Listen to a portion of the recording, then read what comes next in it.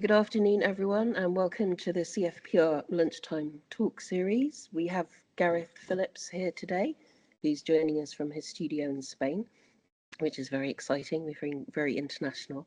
So Gareth is a photographer who explores contemporary definitions of the photo book, and he creates them as objects, sculptures, and installations. He's an established international exhibition and award history, and his work can be found in the permanent collections of the British Library, Telmo Museum, the National Museum of Wales, and the W. Van Allen Clark Junior Library in the USA. Gareth is an associate lecturer at the University of Arts in London and the University of South Wales, and is now a board member of the Reflexions Masterclass. So Gareth is going to talk to us today about his Caligo project.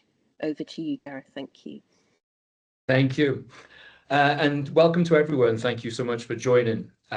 Today, I'm going to go through, I guess, how I am reimagining approaches to the photo book. That starts with a project. Well, you'll see the project Caligo, but I'm going to take you through a kind of almost like a chronology of how all these projects, how the book is a vehicle for me to explore the three-dimensionality of narrative.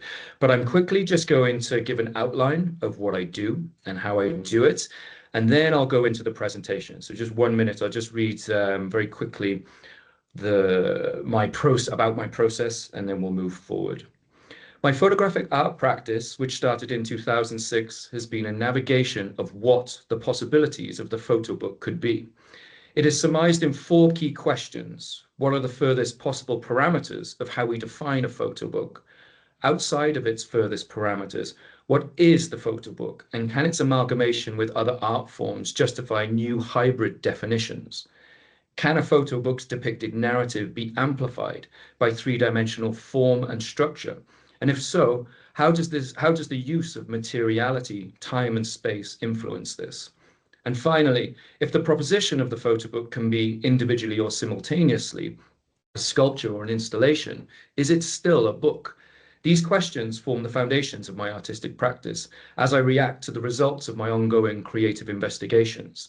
The majority of my artwork is site-specific. The key themes of my work encompass the environmental, the sociological, and existential narratives that often merge with collective amalgamations of the photo book form. They are, I believe, important aspects of our contemporary life, and the resulting artworks I create are informed by my immersion in the details. Through a rigorous methodology of book maquette creation, subject-informed materialization, and sculptural and installational experimentation, I'm creating hybrid forms of the photo book that test the contemporary definitions of this art form.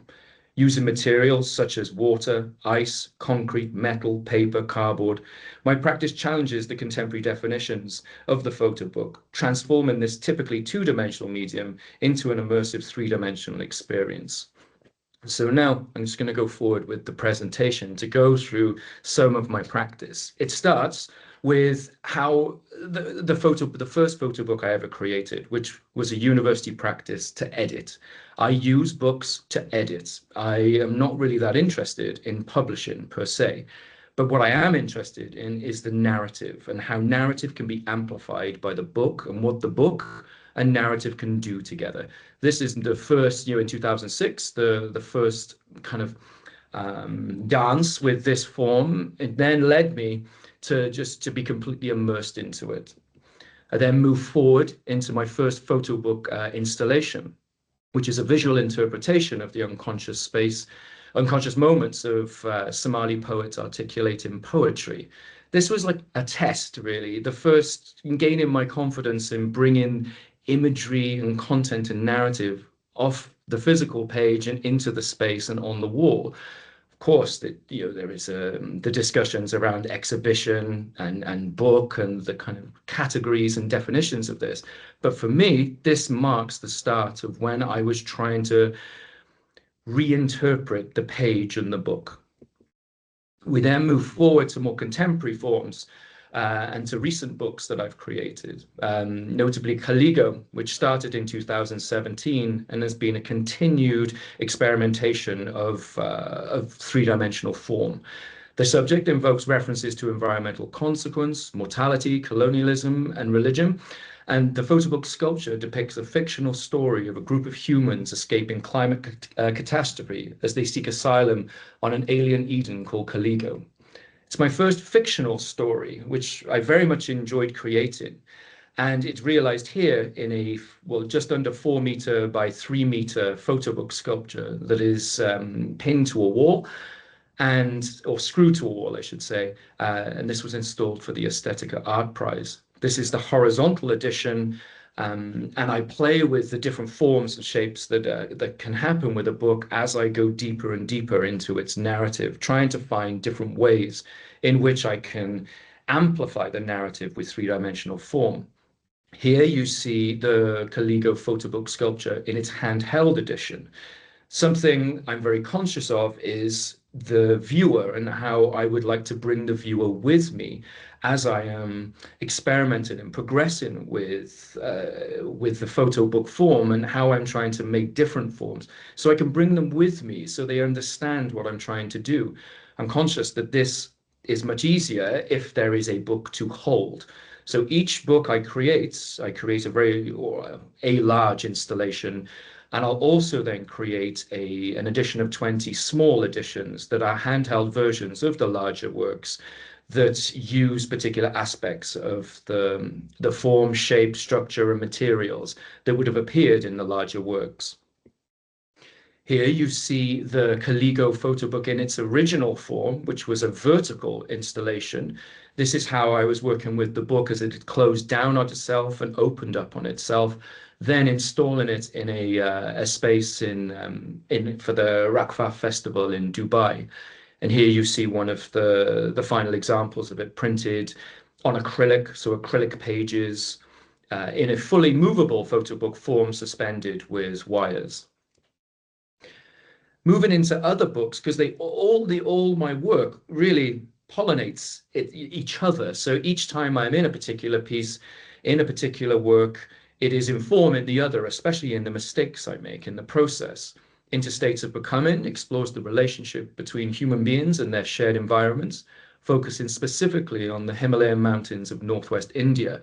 The work depicts the direct and indirect effects humans and mountains have on each other as they embark on interdependent lifespans. Here you can see a hybrid version of a photo book that is concrete and steel. This has come all the way from a photo book maquette idea, and it's been 4 or 5 years in testing and pushing. And here you can see the installation in Australia, trying to play with how the book can be read, how the book can be represented, and how narrative can be displayed using the material or the surrounding material as an amplification of the narrative being depicted.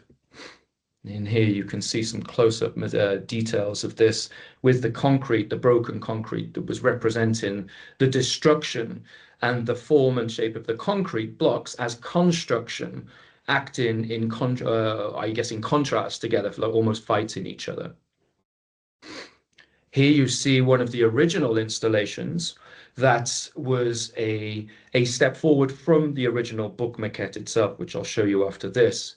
But this was a test installation. A lot of the work I do, especially in the large photo book sculptures and installations, are, for me, maquettes, because I'm merely testing the three-dimensionality of it. How does it operate in space, time, and how does it operate as a three-dimensional experience?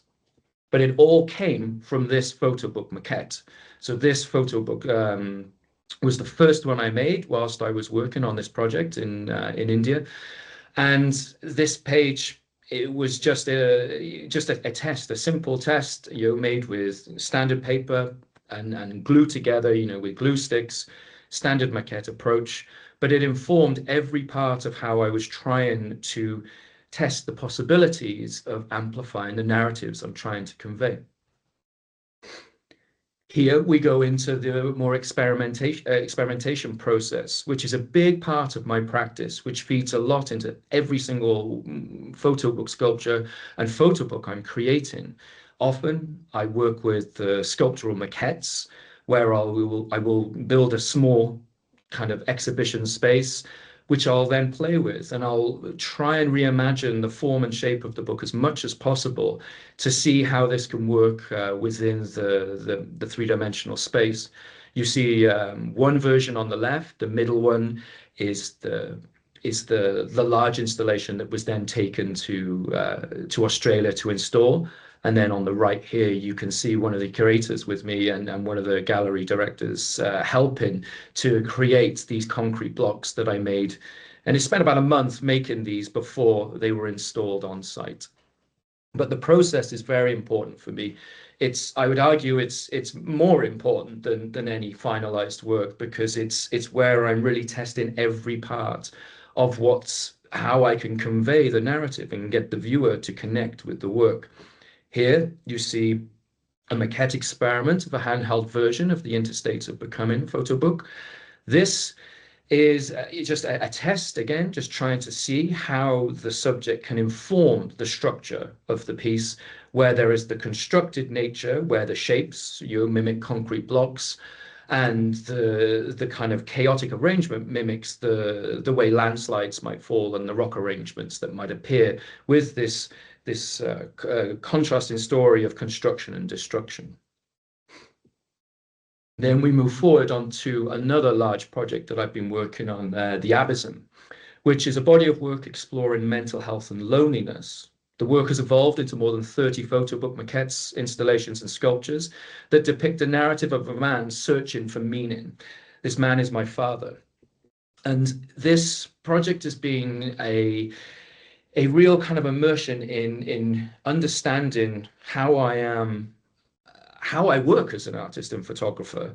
I am, in this particular piece, I was a son first and a photographer second, and working with the content of this was very important, understanding how I could be a son first and a photographer in this emotionally wrought time when my father was battling a mental health breakdown alongside cancer. Here you see the photo book itself installed in a frozen landscape in Finland this year. The subject is a very lonely, algid, cold experience, and I wanted the photo book to mimic this. Hence me building this plinth in the forests in Finland to try and see how this could amplify. This is a test. It's not a final work. The final work has just been finished now, actually, but it's just to show how I'm trying to use the different spaces to try and, again, amplify the narrative I'm trying to convey. Here you have an image of the book itself, which folds in on itself. So all these pages fold in to create one single square.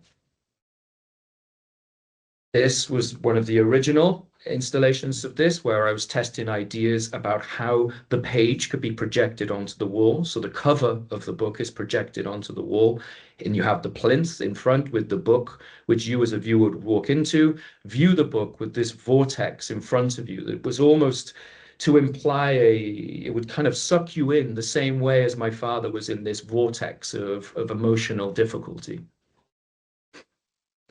The process, as I said before, is very important, and the maquette for me is just as valuable as the final piece.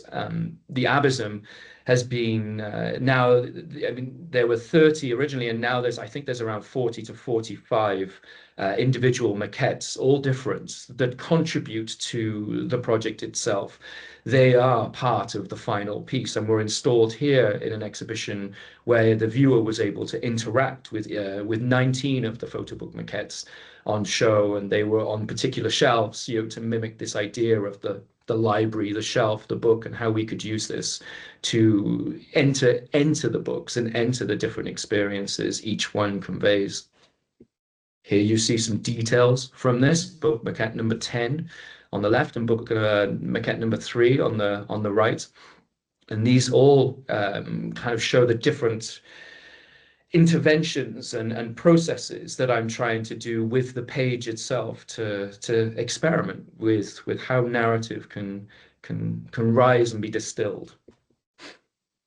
Another version of this work, which was shown in the same place, was a single book page. where the entirety of the work was printed in a montage.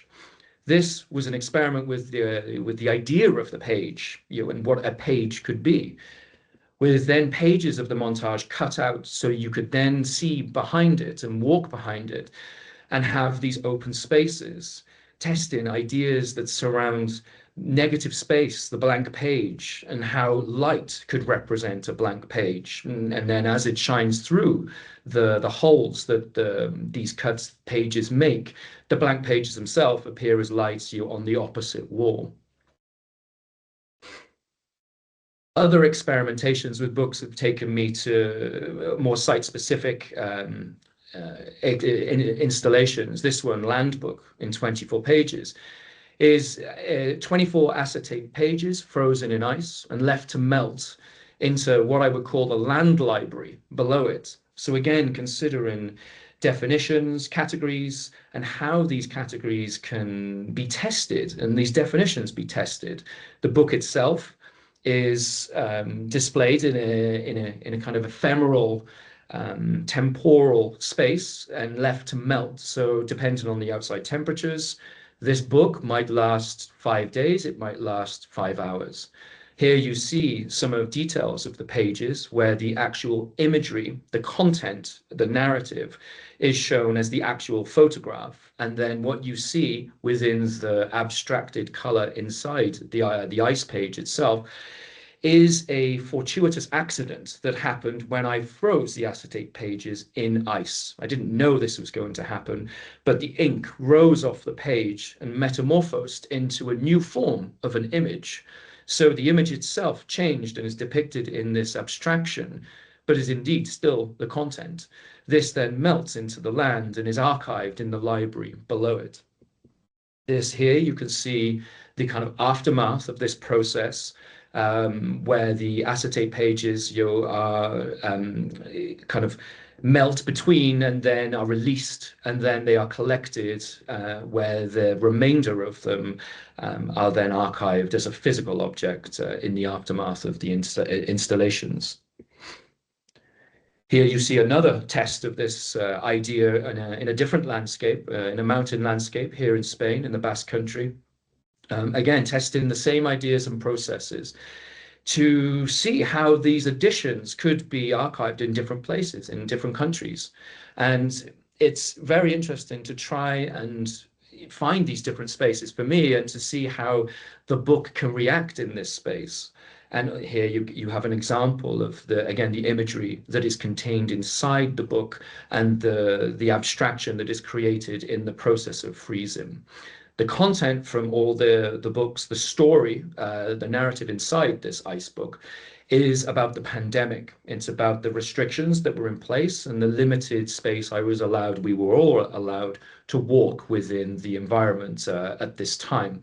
So I created a reactionary piece about this with the idea of a window.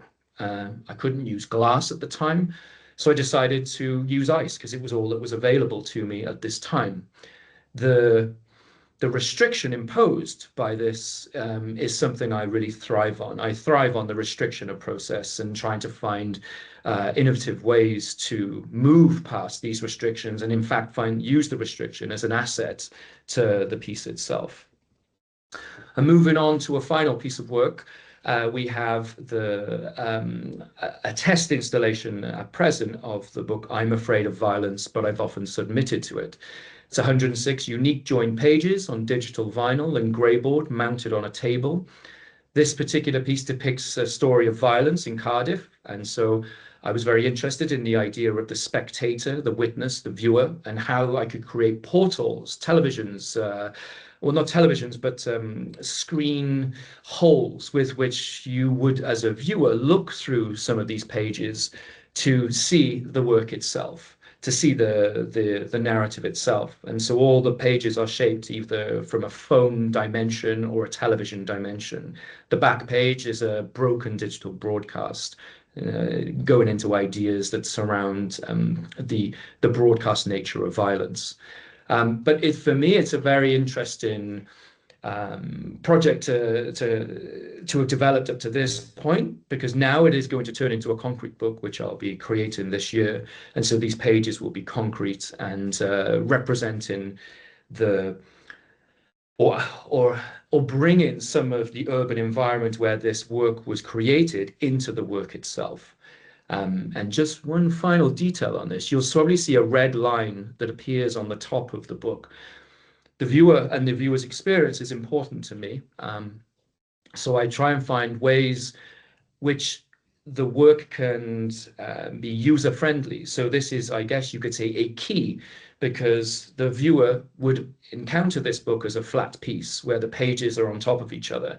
It is then broken apart or taken apart and then constructed, and the viewer would be able to construct this piece themselves. So they become their own curators to a degree.